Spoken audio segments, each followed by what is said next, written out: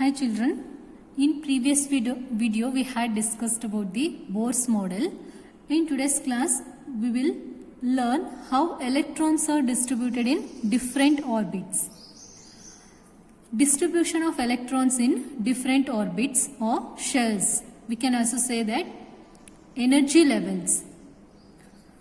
And the idea of distribution of electrons in different orbits is given by two scientists, Bohr and Bury.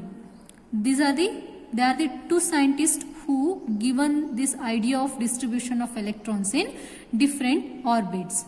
To distribute the electrons in different orbits, they have given certain rules to be followed while distributing the electrons in different orbits. We'll see the rule number 1.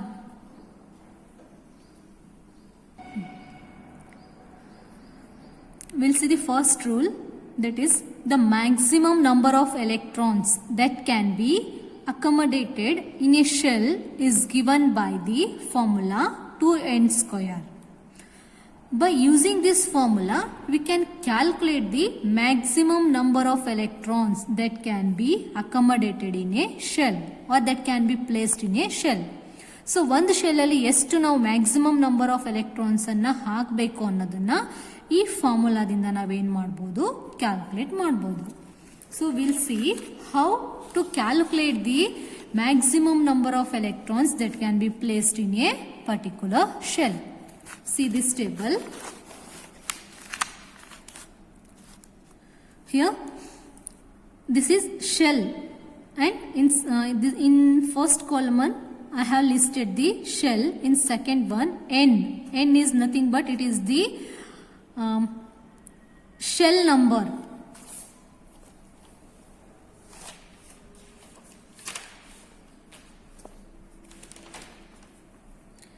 N is the shell number or principal quantum number.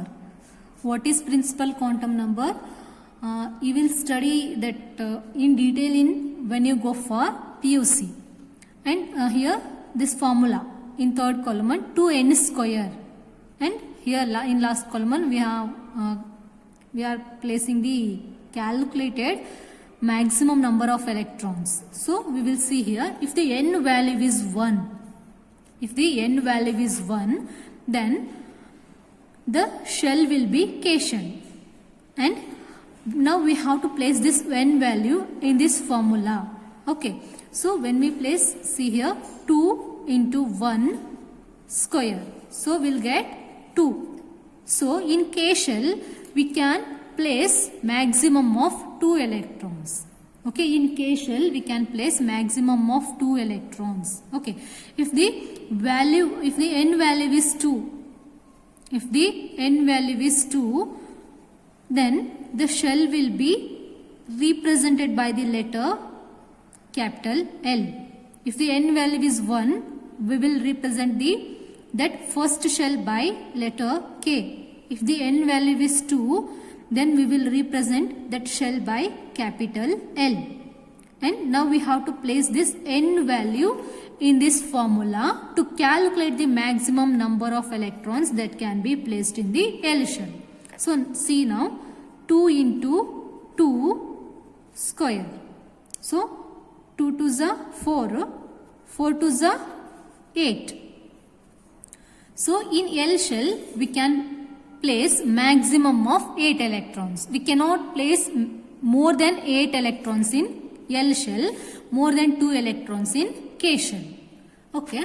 Now let us move to next one. If the n value is 3, then that shell is represented by the letter capital M. That shell is said to be M shell. If the n value is 3, then that is M shell. And now we have to place this n value in this formula to calculate the maximum number of electrons that can be placed in the M shell. So see here, 2 into 3 square. So 3 3s are how much? 3 3s are 9. 9 2s are 18. So maximum number of electrons that can be placed in the M shell is 18. We can place 18 electrons in M shell. More than 18 electrons we cannot place in this M shell. And next one, if the n value is 4, then that shell will be represented by the letter N, and this shell is said to be N shell. Okay, and we have to calculate the maximum number of electrons that can be placed in the N shell. See here, 2 into 4 square. So 2 2s are 8. Okay, 8 2s are 2 2s are 4 4s are 16. 16 2s are 32. So maximum number of electrons that can be placed in the N shell is 32. We cannot place more than 32 electrons in the N shell. N shell can accommodate maximum of 32 electrons only. Okay. Now see, we have calculated the maximum number of electrons which can be placed in K, L, M and N shells. See here, in K shell we can place maximum of 2 electrons. In L shell we can place maximum of 8 electrons. In M shell we can place maximum of 18 electrons. In N shell we can place maximum of 32 electrons. Like this we can calculate the maximum number of electrons that can be placed in a particular shell. If we know the N value and this formula, that is 2n square, we can calculate the maximum number of electrons that are placed in a particular shell. Okay. Further, this shell is subdivided into subshells. Further, this shell is subdivided into subshells. These subshells are designated as S, P, D, F. They are represented by small letter, small s, small p, small d, small f. And these subshells, they are known as orbitals. Okay, they are known as orbitals. S orbital, P orbital, D orbital, F orbital. And K shell is having one subshell. Okay, in K shell is having one subshell, that is S. S subshell is present inside the K shell. And so K shell is having S orbital. And each orbital or one orbital can accommodate maximum of 2 electrons. So ಈಗ ನಮ್ಮ ಕೈ ಏನಿದೆಯಲ್ಲ, ನಮ್ಮ hands ಏನಿದಾವಲ್ಲ, ಒಂದು ಹ್ಯಾಂಡಲ್ಲಿ ನಾವೇನಾದರೂ ಒಂದು ಬಾಲನ್ನು handle ಮಾಡ್ಬೋದು. Okay, ಅದೇ ರೀತಿ ಇಲ್ಲಿ ಒಂದು ಆರ್ಬಿಟಲಲ್ಲಿ ಏನು ಮಾಡ್ಬೋದು, 2 ಎಲೆಕ್ಟ್ರಾನ್ಸನ್ನು ನಾವೇನು ಮಾಡ್ಬೋದು, ಹಾಕ್ಬೋದು. Okay, so next one, in K shell, okay, 2 subshells are there, that is S and P. So L shell is having 2 orbitals S, P. So children, see here, this S orbital can accommodate. So in L shell 2 subshells are there, that is S and P. And in M shell there are 3 subshells are there, that is S, P, D.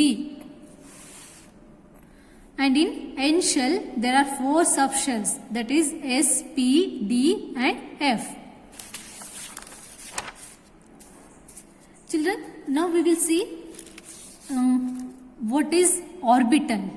Okay, orbital is different from the orbit. Okay, orbit is different and orbital is different. Orbit will represent the shell, but orbital is different from the orbit. So orbital is nothing but it is a region in the 3-dimensional space around the nucleus where the probability of finding an electron is maximum. Children, see here, this is the atom, okay, and this is the nucleus. Okay, and here between this atom and between this nucleus and the outermost orbit, there is a empty space. Okay, there is a space, and in this space we are taking this position or this place, or we are considering this spot, and we are saying that it is an orbital. Assume that here the electron, here probability of finding an electron is maximum. So here orbital is a region, it is a region around the nucleus. It may be here or here or here. So orbital is a region in the three-dimensional space around the nucleus where the probability of finding an electron is maximum. So ಇದು orbital ಅಂದ್ರೆ ಇದು ಒಂದು ಜಾಗ, ಯಾವ್ದ್ರ ಎಲ್ಲಿ nucleus ಸುತ್ತ ಇರತಕ್ಕಂತಹ ಒಂದು ಜಾಗ, ಎಲ್ಲಿ ಯಾವ ಜಾಗದಲ್ಲಿ ಎಲೆಕ್ಟ್ರಾನ್ ಡೆನ್ಸಿಟಿ ಜಾಸ್ತಿ ಇರುತ್ತಲ್ಲ ಅಂತಹ ಪ್ಲೇಸ್ಗೆ ಏನಂತ ಹೇಳ್ತಾರೆ, ಆರ್ಬಿಟಲ್ ಅಂತ ಹೇಳ್ತಾರೆ. ಬಟ್ ಆರ್ಬಿಟ್ ಬೇರೆ, ಆರ್ಬಿಟಲ್ ಬೇರೆ. So now we will see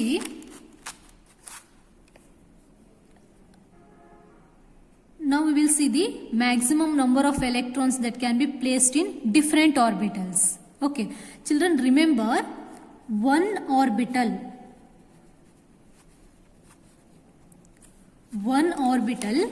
can accommodate maximum of 2 electrons.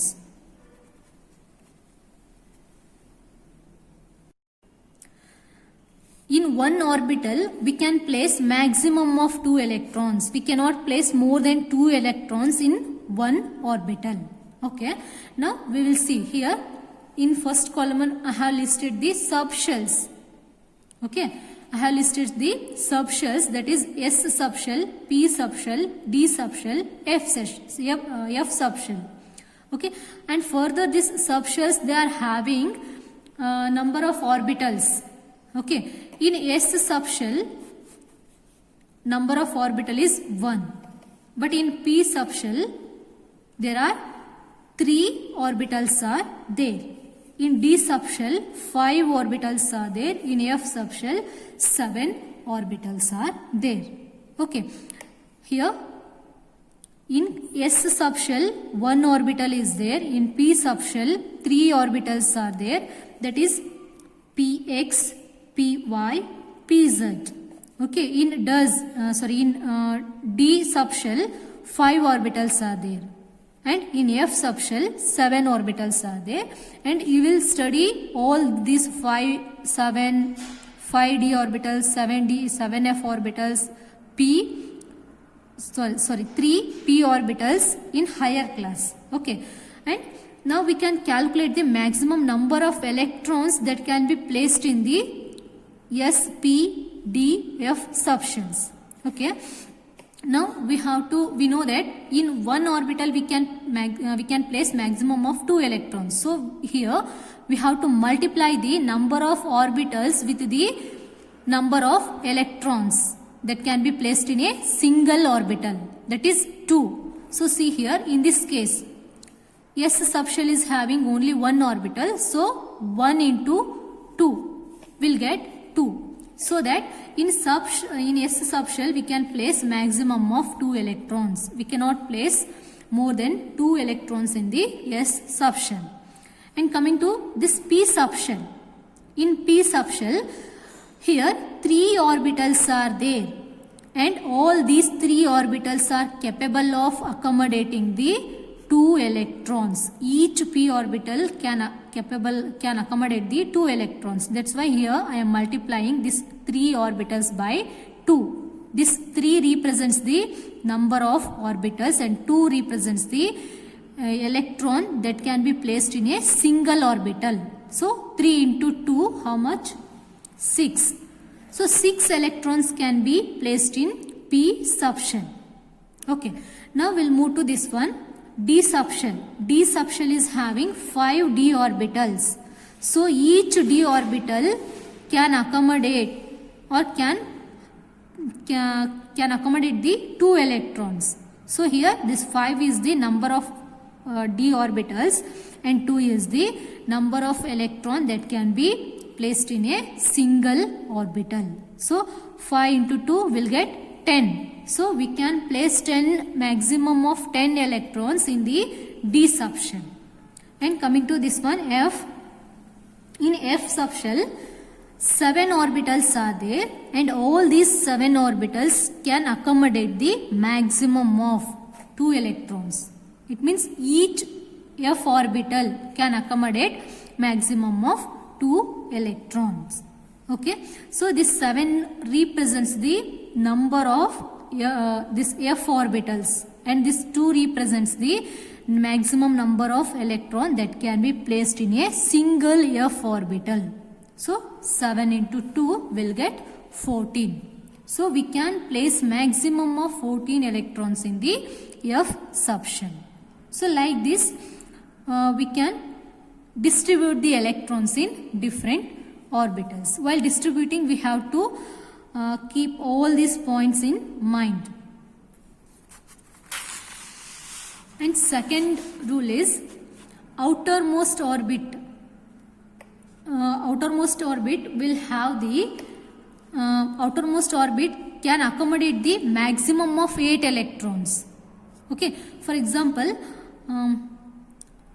outermost orbit or shell, it can accommodate maximum of 8 electrons. When it will have 8 electrons in its outermost shell or orbit, then only it will be more stable.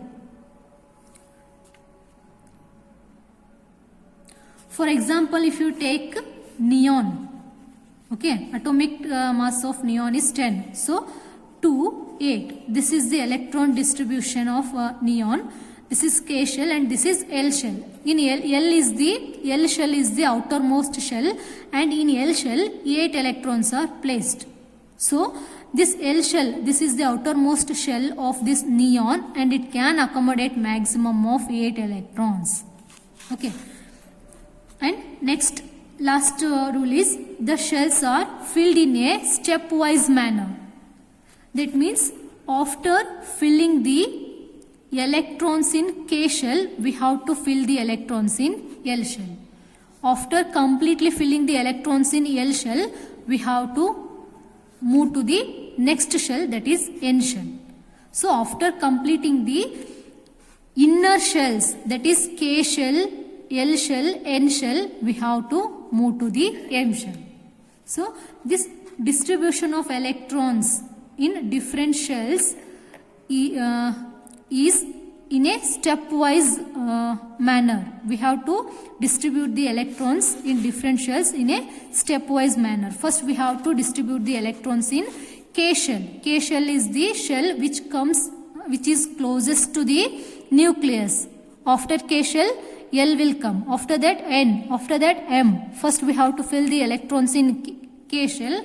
After completely filling this K shell, we have to fill electrons in the L shell. After that N. After M. Like this we have to fill the electrons in different shells in a stepwise manner. So this is about the distribution of electrons in different orbits.